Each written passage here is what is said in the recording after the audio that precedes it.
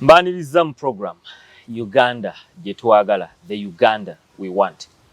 My name is Malanzi Robert. I want to appreciate you all for watching this program on all our media platforms. There are some of you who follow this program on YouTube, the Uganda we want, and on Dream TV Uganda. Thank you so much for watching this program via that platform.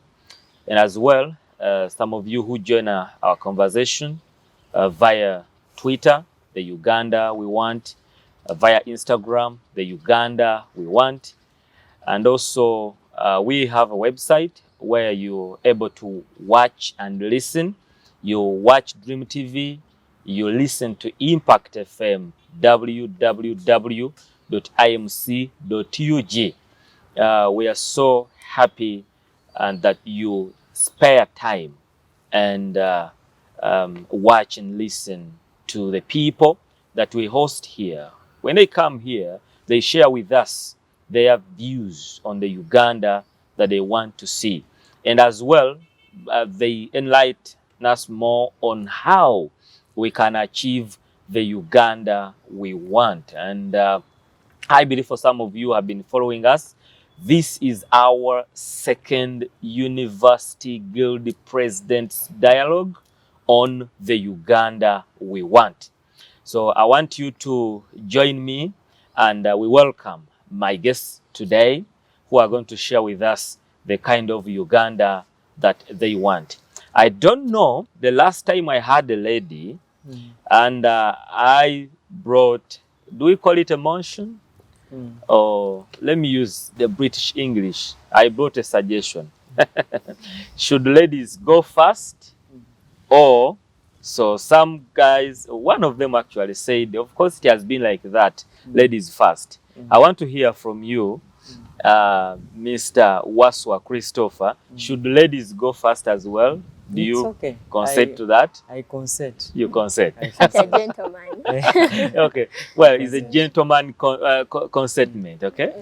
Right. Well, I'm joined by the Guild President of Victoria University, Carter Jorin Kairin. If I don't pronounce your name very well, please feel free to correct me. I'm a student. I've been a student right from nursery up to now. I am still a student. Yeah. So we are joined by the Victoria University Guild President. And could you please greet our viewers and our listeners on Impact FM? It is a pleasure being here with you, Mr. Malanzi Robert, on Dream TV and Impact FM. My beautiful name is Carter Jorin Kairin. I am the Guild President of Victoria University and I am a student pursuing a Bachelor of Laws degree, apparently in my third year. I'm here as well to talk about the Uganda that we want, the Uganda I want, and the Uganda you want. These views or the ideas that I'm going to speak about are absolutely mine and I take ownership of them. So I do not know, but I hope for a beautiful engagement. Wow. Well, some of us didn't get a chance to hear from you when you were campaigning to become the Guild President of Victoria University. And in the Uganda we want, we always ask a question. Who is Jorin Carter Kairin? Who is Jorin is a complex question, but I am a normal person just like anyone. I am a girl, a female. I am a student, probably a Ugandan actually. I am a Ugandan and my hometown is Namulonge, Busukuma. That is where I am buried. But my parents reside at Kasangati, Buyinja zone. And me, I am living apparently in Kampala because this is where I am studying from. And basically that is it about. Where did you go for your nursery, kindergarten, primary and secondary before you reached Victoria University? Would love to know that. Oh, that is beautiful. I went to a small schools in my primary and nursery. Nursery I went to Bright Ideas. Yeah, you can let us know if those schools are still existing. Bright Ideas is not existing anymore, actually. It was located at Kasangati. I am a girl who wanted to be close to my mother, or home, close to home. So the school was here, home was there. Wow, you're living in life of opposites. Girls normally want to stay close to their dad. Me, I wanted to stay home, not necessarily mom or dad, but home. So I could just cross the road, go to school, come back. Same with primary. Still that home is here, school is there. That is Buyinja Primary School, So that still one located in Kasangati, Okay. but that one is still existing. Mm. High school, I went to 2 schools, but they are still in the same vicinity, not very far away. One is Want.Episode Secondary School, and another one where I finished my A-level from is Chinawa High School, Kasangati. Chinawa High School, Kasangati is not there in Kasangati anymore, but we have branches in Chengera, Mugongo, and Kawempe. The Kasangati phased out due to COVID. Okay. Well, it's good to hear from you. You said currently you're pursuing which degree at VU? I'm pursuing a degree, Bachelor's of Laws degree. Wow, you're the learned friend. Eh? Learning, I'm still learning. Hey, you're the learning. You're still learning. You're the Yes. learning friend. Yes. Okay. Well, next on the show, we have the guild president of Makerere University Business School, commonly known as MUBS Nakawa. Some people used to call it Nakawa. So when you're coming to Nakawa, they know you're going to MUBS, even if you're not going to, even if you're going to the market, they thought you're going to the school called the MUBS.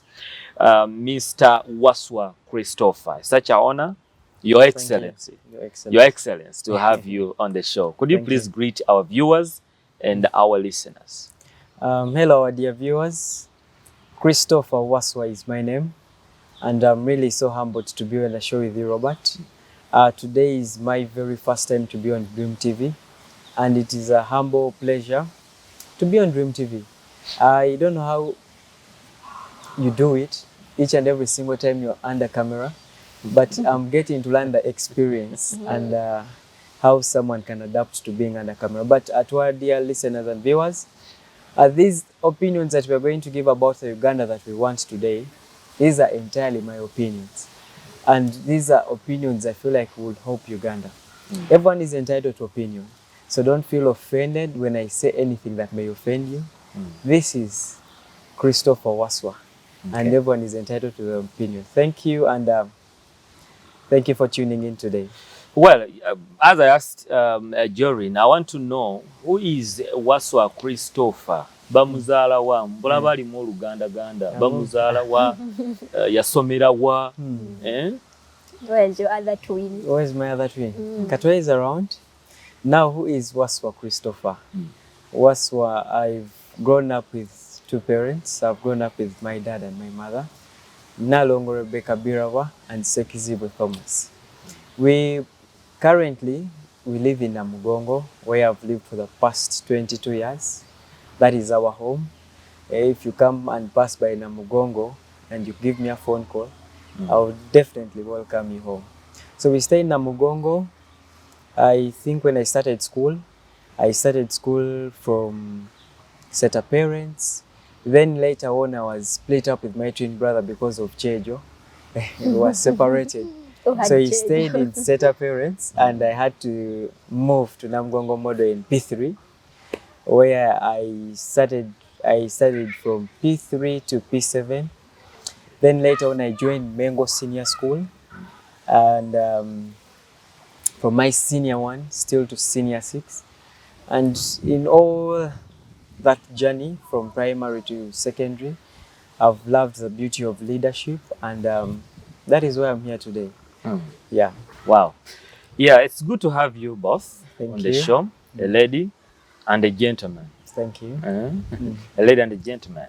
Your Excellencies, I'm humbled to have you on the show The today. pleasure is all ours. Come again. Well, Uganda has the world's youngest population. I think you know that. Yes. With over 78% of its population that is below 30 years of age. And with just under 8 million youth aged 15 to 30, the country also has one of the highest youth unemployment rates in sub-Saharan Africa. Some of these research was done by World Bank, UNESCO, Transparency Africa, and I was reading something from Fact Sheet Uganda. They printed out something. I normally go back in the previous years and try to trace something and see how can we connect dots here with the current situation that we are in. I saw that this government has been trying to see that youths are empowered. But one of the problems that we see that has come up is what I call the political landscape of this country. Someone actually said, and I want you to start from there, of course ladies will go first. The youth are not empowered and are disorganized. Now that caught my attention. And I'm like, okay, we have the youth and we grew up, they were telling us, you're the leaders of tomorrow. The elder normally say that, but after 5 years, you see the adults not leaving the positions and they were like, when will I become the leader of tomorrow? Now, like they used to, you're the leaders of tomorrow. I am not even a minister. I am not a PS. I am not, I don't want to be a RDC. I am not, you know, whatever. That one I don't want. So if you're choosing or appointing people, please, I don't want to be the RDC. Know that it's a bad job, but I don't want it. So looking at those statements and how the country has been trying to deal with this issue of young people, now we have the politics that has come in. And it seems that this politics is swallowing you up. Now I am with the guilty presidents who are actually leaders. Yes. I want to know, how can young people change the political landscape of this country in order to achieve the Uganda we want? Jorin, the microphone is over to you. Thank you so much for that question. Just to take you back to the quote you just mentioned, you said that the youth are not empowered and are disorganized. The youth are not empowered and are disorganized. That triggered my mind a bit as well, just like it did to you. But the youth are not disorganized, at least. Okay, for the empowerment, that is a point of discussion and debate. But the disorganization comes from the grassroots, I want to believe. Because there is a common saying which says that the youth are wasted on the young. What does that mean? When you want a child to be someone or to do something for you, you begin from the early stage. You begin by telling them, no, you don't use that hand when you're eating, you use this one. You don't touch that, don't do this when you're young. So you grow up knowing this is not what we do at home. But what happens to the youth of nowadays? The parents are not even there to tell us what to do or what not to do. So you are wasted when you're young. And I think that is what brings about the disorganization bit of the youth. But not all of them are disorganized. They're not even disorganized. We are not disorganized youth. We are very organized people. We just want to be empowered, maybe because the empowerment is still lacking here and there. Empowerment, the support, and the direction. That is what we need. Going back to the question, is that how can young people? How can young people change the political landscape of this country to achieve the Uganda we want? How can young people change the political landscape of this country to achieve the country that we want? I'll take you back to the preamble of our constitution, which says that recognizing our history that is characterized of political and constitutional instabilities, the history of the country recognizes that there was political instabilities, constitutional instabilities, there was a fight against tyranny, oppression, exploitation, and so many other things. But I want to know, or I want to believe that these are the same things that are happening now. However, we are just in a pseudo kind of environment, which gives us a thought that we are now politically stable, we are now constitutionally stable, we are now not being exploited or oppressed, or having leaders that are tormentors or anything like that. That is what we believe, that is what we see. But what is it actually? I think that the same things in the preamble of our constitutions are the same thing happening now, though they are kind of spiced, covered off. And the only way we can change the political environment of this country is when we understand our history and what we can do to eradicate it to become actually better. Not to have things that are covered. We are trying to cover up for the wrongs of other people, saying, no, this is actually okay. Because if we want a politically stable country, we need to do things to achieve that. And it begins with the lawmakers of our country. True. But lawmakers right now are fighting themselves. Find a party like FDC and they are not agreeing. Why? You are the same people, you're all color blue, you want to believe, and then you are fighting. How will we achieve a political change or a positive political change in the country when our leaders are failing to actually give it to us? We're having movements emerging day in, day out. We don't understand their agenda, but they are there, and people are actually following. Once we understand those things, as youth, as young people, we shall be able to achieve the Uganda we want. Because who is supposed to make you understand that? Because of course you quoted from the preamble of our constitution, and I am so much in line with you, in agreement with you on that, because it says recalling our history, which has been characterized by political and constitutional instability, recognizing our struggles against the forces of tyranny, oppression, and exploitation. Okay, committed to building a better future. Now they are giving us the how. Yes.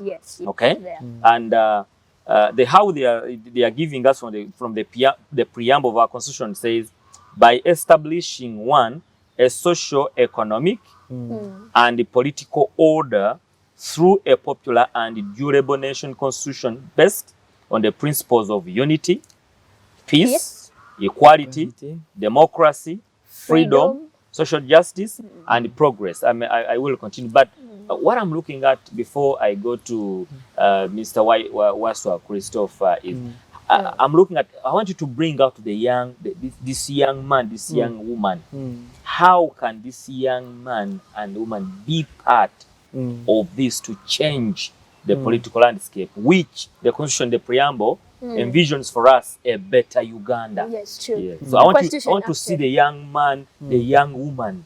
What is supposed to do? What she's supposed to do? I don't know if I can chip in, Mr. Robert. You want to chip in before she feels her time? It's okay. Okay, let me finish. The constitution actually gives us the perception of the Uganda we want. But how do we achieve it is the question. Now as young people. As young people especially. I want to tell you young people that no one should lie to you. The only way we can actually come up strong is when we are informed through acquiring knowledge. And that is by education. True.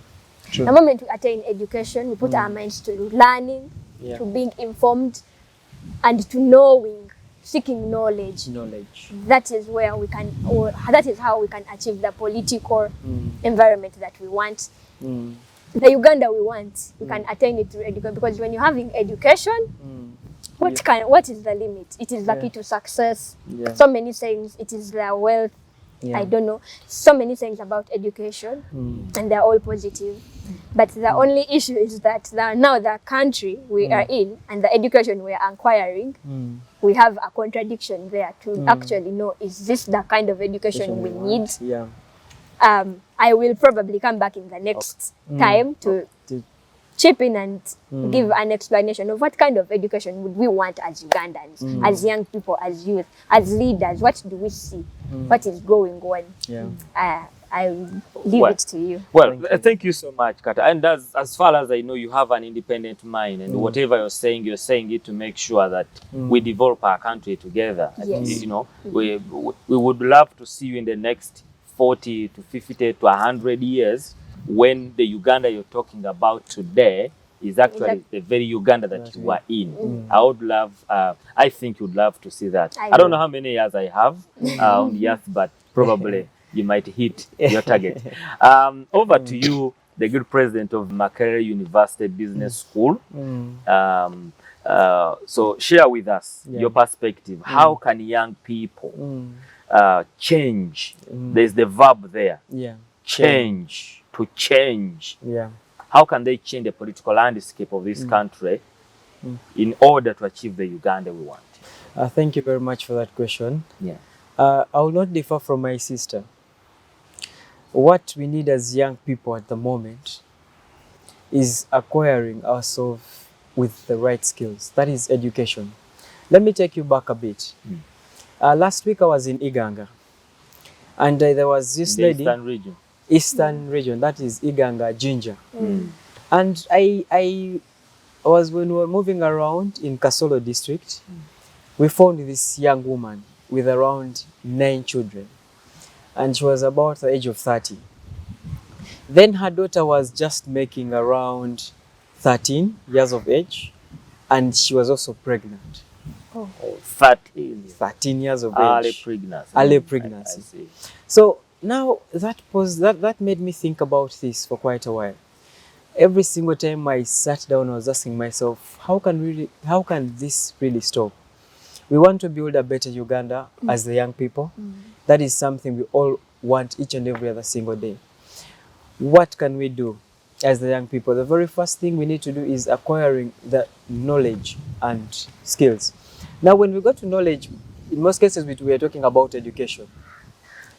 You know, such a person in that type of setting, that I should call it the poverty line, that such a person will not develop at any one point, you know, because their mindset is about production. When we try to interact with this lady, for her, what she had in the mind that what I'm supposed to do is give birth. That's why she had around 9 children, and even her eldest, around her 7th daughter was also pregnant. So that was their mindset. Now it goes back to us as the young people. What can we do? And what can we advocate for? Because at the end of the day, we as the young leaders need to advocate. Currently, I really want to advocate for free education in this country. That is one thing I would really want us to start on. Now, free education, we can start slow. We don't need to jump into Rome or build Rome into one day, but we can start very slow. Let me say we start today and we grant free education from nursery school to P7. Because this lady is not educating her children because of school fees of 20,000 Ugandan shillings. The schools in Kasolo, some of them go for 20,000 Ugandan shillings, and she cannot afford. What she's used to is going to the garden, dig for around 2 hours every day. Then when they come back home, they cook the food, they relax, and that is the life that they are living. Now, just imagine we have free education in a country like Uganda. You know, that from nursery school to P7, these people are going to attend free education. Then we set up those strict laws that each parent is supposed to educate their child. Why? Because education is going to be free. Now, just imagine to this young girl of 13 years, you've put her into school. She has studied, and around P7, you're around 13, you're around P6 and P7 there, around there, you're in that gap. Now, by the time this girl finishes P7, she's around 14 to 15 in most cases. Just imagine this girl is made to go and marry just in case the parents are telling her you should go marry because we do not have money. At that time, this girl has developed an independent mindset. She's like, what I'm studying at this type of level is something really good.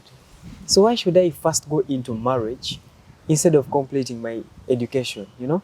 So I'm looking at these people developing a mindset of, because each and every single time they are producing, or at the age of 13, she's going to give birth. By the time she's around 18, that person that she'll have given birth, or around 25, they may also be tasked to give birth. Now, just imagine these people are put into school and they're being trained on acquiring basic knowledge and skills. This is going to help us. First of all, we are reducing our poverty line in the country. We are looking at this helping us reduce our poverty line, you know.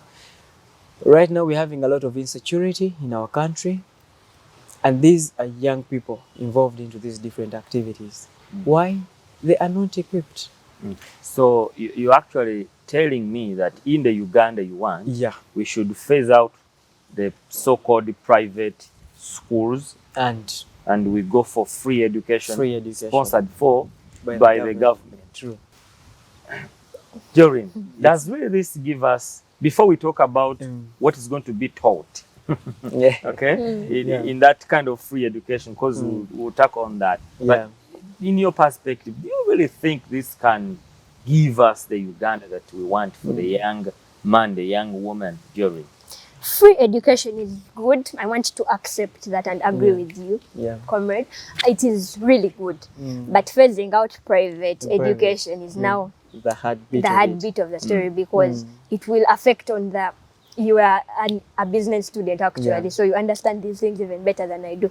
It will affect on the income of the private ownership, sort of the people who own those businesses. Where does that leave them if government, unless government takes over these schools and they compensate the owners, which cannot happen. If you look into it very well, it cannot happen, because where is government going to get all this money from? There are so many privately owned schools in Uganda, and very expensive. So I want to think that the best way to approach this is government to continue what it has been doing. UPE schools are there. Let the UPE schools be very universal. Let them not charge a coin. Yeah. Because you will look at UPE schools, now they are charging money. They say money over for food, money for uniform, money for requirements. Let the UPE schools be absolutely free from requirements, from uniform, food. Government at least can afford these things through donors, through grants, through even the government, the taxpayers' money itself. Government can afford to make UPE schools absolutely free. Yeah. Yes, we appreciate UPE schools are there and they are doing a good job, but let them be absolutely free in the Uganda that we want. Yeah. And let the people who can afford to attain private education still go and continue with their private education. There is no harm in that one. But because the education system of Uganda puts you on equality, whether you're from a private school or a government school, you still sit the same PLE, which equates you.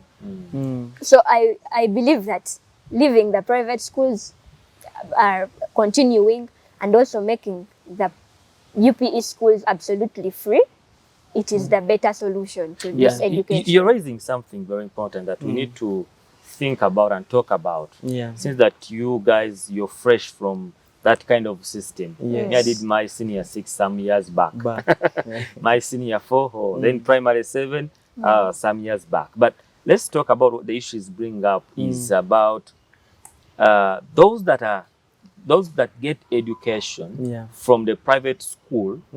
It seems their level of performance is a bit higher than those that go to UPE. Yeah. How can we address that, Mulongo Waiswa? Now, when you look at these private schools, most of those people are well off. In most cases, they're well off people. Now, this task of improving UPE is going to go back to the government. It's going to go back to the government. Why? These people, if it is free education in a school, in most cases, all the facilities that these people are supposed to acquire are got by the government. Therefore, my advice or my plea would be, I would encourage much the government to go back on ground and look at how these people are really handling these things. Now we are looking at in terms of performance, because these people perform very well, and these people are performing fairly well, but not that good. They are mediocres, I should say. Now it goes back to who is training them, what facilities are they using, where do they study from, in what mindset do they study in? Because if you look at a private student, you're in boarding. What you do is, let me say, you eat, you drink, you sleep, you read. That is what they do. Now, when we go to the private bit of it, it's going to change. In most cases, you find out that these people are breadwinners at home. They are breadwinners. Apart from breadwinners, most of them are young, I should say young adults. Let me say that around. You find out that the age group in a UPE school is different. You find out that most of them are a little bit older, you know. So it makes them, even some of them may even be parents, young parents. So it goes back to who is training these people and how they are training them in order to have that perfect grade that they may want. So first, it's going to go back to government. How can government make sure that these people are well catered for in terms of equipment, in terms of the teachers that really teach them, that attend to them, and how best are they teaching them? You know, that is what it takes me back to. So in case we want these people to perform like a private school, then we must subject them to those terms and policies that are going to help them perform very well. Yeah. So you've given it to the government. Yeah. Because looking at the youth literacy rate, because when we say literacy rate, we are talking about the percentage of people in Uganda, for example, aged between 15 and 24, who can both read and write with the understanding of a short, simple statement on their everyday life. That, if you go by that, you will see that they are saying, stats are saying that we are now at 90.80%. And so you're saying we need to, if we are already at 90.8. I don't know if the statistics are right. I don't know if they are so right. who is fooling you? But we need to revise. We surely need to. I believe we need to make a review. Going back to Uganda, where it's Going coming back from, to I doubt Uganda, where I went just the previous week. Okay, so looking at Jorin, looking at the, you talked about the education that that the country is giving out to the young people doesn't match with what they need. So I want you to finish up on that point and we close off our first episode. Thank you so much for taking me back there. We want to appreciate the government and also ourselves for acquiring this education. But you are independent. The way you're talking is as if this government, you are independently leaning to the government. No, I always want to thank because we have come from far. Something. Yes, they have done something. And we are somewhere. Definitely. We have achieved a few. Right now, you can look at people. People are learned. People are educated. People are informed. People are on Twitter making noise everywhere. So that means that the literacy rates have actually increased. Recalling our the noise they make, should we attribute it to the education they get? It can be a contributory point. But the education is fair. Fair is the right word to use. It is not bad. It is not good.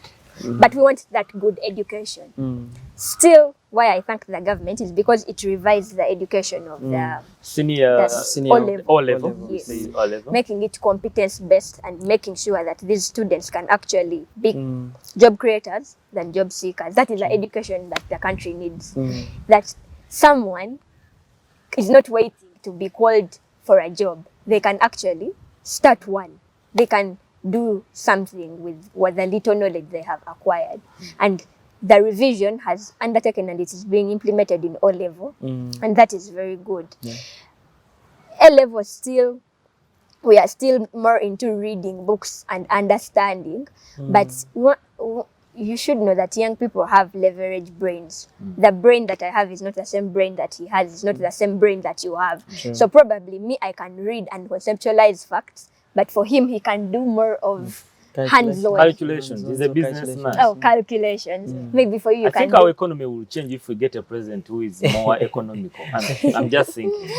Yeah, it is your thought, and you're entitled to that one. I'm entitled. Yes, you're entitled to that one. But if me, I can conceptualize things, he can do calculations. You can do hands-on skills. Where are we now? Why do we attach more meaning to university education when we are having institutes that are training hands-on skills? We have to know that I recently saw the president talking about the sciences. You mean the president of Uganda? Yes, Yeah, the okay. president of Uganda. Of the Republic of Uganda. Uganda. Republic has to be there. Yes, the president of the Republic of Uganda. Yeah. Some time back, not recently, talked about more empowerment in science subjects than art subjects. But why do you have to create such division Yeah. in Even science education? teachers are now babede. We call them babede. Babede. Banene. Why? Me as a lawyer, you're making me feel very bad. Hmm? But Because law is It art. is art. it's art. You're making me feel How about very feel bad. bad. business? She Where can't does feel business Business fall? is both? neutral. Business is You in people. both. It's both. Though it's more theory oriented as well. So yeah, I can refer it to the art side of it. Because if according to the statistics around head, such Yes. programs. Yeah. But why do you have to empower certain subjects over other subjects? When we go back in the history that we read, we saw that this was a war of consolidation, whereby some subjects were given more to the students or to the recipients than others. Make sure that now these people should not know what is happening. When will a doctor get time to actually criticize the president? But of course, me as a lawyer, I have that time. I will go and dig deep. So that is where the irregularities come in place. When we have the students' loan scheme, why do you give it to certain people? Science students, science technology, the disabled, those who do mathematics. Why do you give it to a certain group? Make it open for all of us to attain. Even me as a lawyer, I would like to benefit from the student loan scheme, but Sure. I am not, because I am doing arts and it is not part of the loan scheme. Revision needs to be made, and And you're saying that revision has to be done by the current government. yes, by the current government or the future government that may come. I don't know if we have any future or hopes of having another We government definitely anyway. have a Well, future. But yeah, I attribute that because you have an independent mind. Yeah. You're not sure whether we'll have Yeah, another future. government. Or not. or not. I've grown up seeing the same government. Anyway. So, going back to the education sector, Yeah, we just need to revise a few things here and there. We are doing great. We are trying to do great actually as a country. The literacy rates have increased. We've just read the statistics, but the readiness and of the this, reality of this. yes, of what they the are saying. reality of the whole education concept. Is it actually to make us better citizens or to make us mediocres around? And for you, looking at being a better citizen, not just a mediocre. in Yes, this country. being a better citizen. That is the only way we can attain the Uganda that we want. Because how can you attain it when you're settling for less? The sky is the limit for us, and all we need to do is to revise the education. Leads to so many things. Education goes to the employment part of it, because if we attain good education, we're going to have good employment. Sure. And how will we fail as a Good nation? The workforce. nation is going to have Good workforce. good workforce, tax is going to be there, everything will be aligned. And the Uganda that we are seeing now is also attained more primarily because of the education, because the president does not appoint anyone who is not educated. Even the constitution of Uganda puts standards on who qualifies to be a president. You have to have attained a certain level of education. Wow. So education is the mainstream of the Uganda that we shall have, the Uganda that we want, and the Uganda we are in right now. Just need to rectify a few things here and there and make sure that we are on a straight line. We're not seeing things in zigzag way, and we shall be able to have the Uganda that we want. Your Excellency, thank you so much for that submission. Yes. Finally, we have my producer is is on me. Yeah. About time. About time. Oh, Yeah. I Of course, understand. he is a punctual man. I will summarize briefly. Please do. Basically, you can't tell with what we are sharing. It's kind of all related.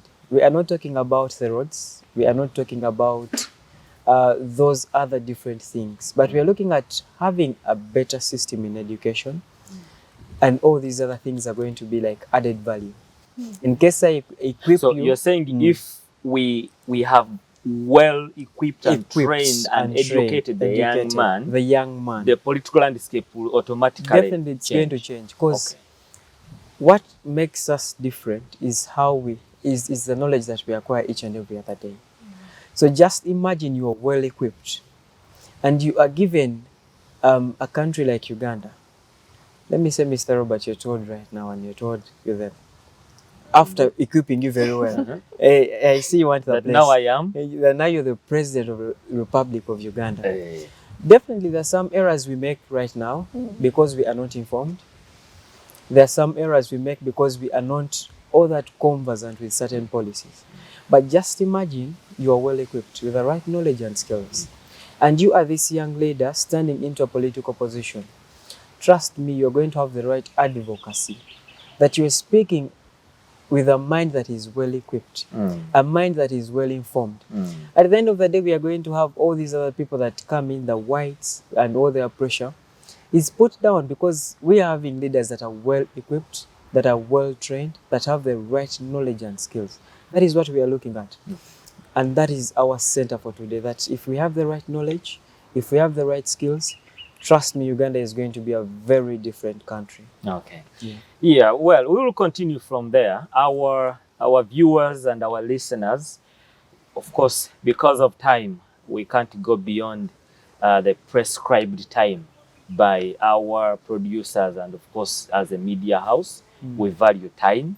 I want to thank you so much, His Excellency Waswa Christopher, Guild President of Makerere University Business School. Thank you for your time and for sharing with us your views on how young people can actually change the political landscape of this country. And two of you have, of course, brought in this that we need young people who are well educated, well trained.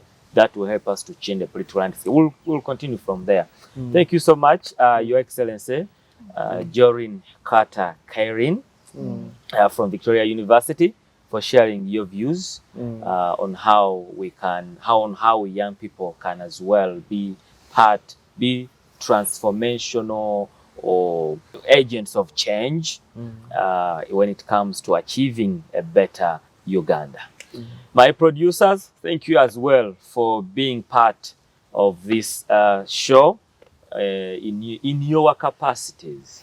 My name is Molanzi Robert. This is the Uganda we want. And today we had our second University Guild Presence Dialogue on the Uganda we want. Bye-bye.